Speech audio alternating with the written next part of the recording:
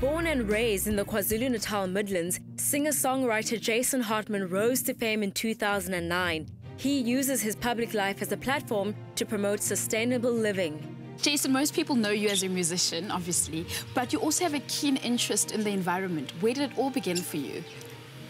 Well, it's been many years, actually. I grew up on a farm in the Natal Midlands, and just my whole life just being on the farm and growing our own food. And just when I moved up to Johannesburg, I just realized that there's a huge hole in people's lives about it, Just living in a little flat for a while, I was like, no, this is wrong, This is wrong. So I made it my mission to just stick with that lifestyle, Here at his family's home in the heart of Johannesburg, he grows his own vegetables.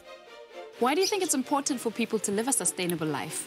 Well, you can see at the moment in the world what's going on out there, and it's not going to get any easier. Food is now really expensive and things are changing all the time. So I think, 50 years ago it was unheard of not to have a vegetable garden. Now it's unheard of to have one. So it's more important now more than ever. It's something we have to start getting back into.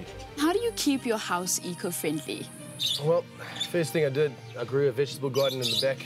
I don't lose any water either, and I use 2-litre Coke bottles to water the gardens. So instead of sprinkling my lawn with hose pipes and going up into the atmosphere, we concentrate it into the soil. I ride a bike as well. I don't drive a car very often, so I think that's also a pretty good thing to do. Actually, recycling car tyres, I find that they hold the soil so there's no runoff. His pet initiative is called Jason's Gardens, teaching communities gardening methods, and he practices what he preaches. This garden looks so fresh. You can actually just pick and eat right here.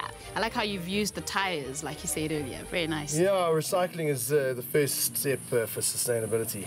I've got some beehives. I do bees here and honey. I'm actually going to harvest again. I just harvested 30 bottles last week. I think there's another 30 in there. A great tip from Jason is to use old cool drink bottles to help water the garden.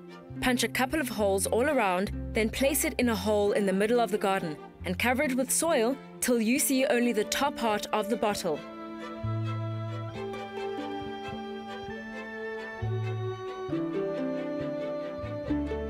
The water you fill the bottle with will seep out slowly. There we go. And now it's watering the garden from the inside. There we go. I like to wash my bike on the grass so that all the water that I use goes straight down back into Mother Nature. Jason considers the most successful human beings to be the ones who live in harmony with their surroundings. He believes the answer lies in our past, as that was when we had the knowledge and wisdom to survive successfully. If you want to recycle water, a lot of wastage in car washes. And it's just something that you can do, little things like that go a long way. Talking about the little things that you can do, did you know if everyone in the world used concentrated liquid detergents rather than powders, it's equivalent to taking 1 million cars off the road? Companies that care are also thinking greener, says Louise Duys. We launched the Unilever Sustainable Living Plan in 2010. This is our plan to double the size of our business, whilst at the same time reducing our environmental footprint and increasing our social impact. In order to achieve this plan, we've defined 3 big goals. The first is to help 1 billion people improve their health and well-being. The second is to halve our environmental footprint. And the third is to source 100% of our agricultural raw materials sustainably. And we're one of the biggest contributors to greenhouse gases in the world. And so we have a responsibility as citizens in South Africa to be conscious of the electricity that we use. And it's about turning off the plugs at the walls. It's about really thinking about the electricity consumption that we use as a family.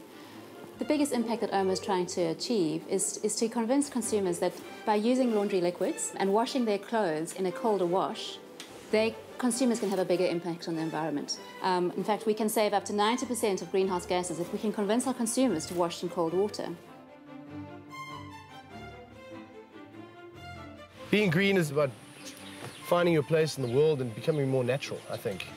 Just get out and experience the beauty of nature around you. So that's the most important thing for me.